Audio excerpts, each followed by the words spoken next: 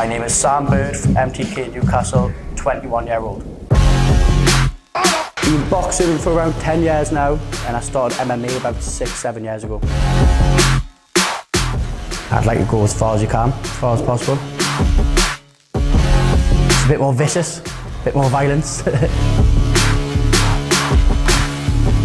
I like a bit of violence. So I put the work in every day, twice a day. I've never had one fight go the distance. Knockout submissions, TKOs. Bailey's never faced anyone like me before. I'm expecting another finish, hopefully first round. It'd be meant to be the first professional title I've had, so be class. I think Bailey's a good fighter. He's tough all rounder, but I just think I'm going to be a little bit too much.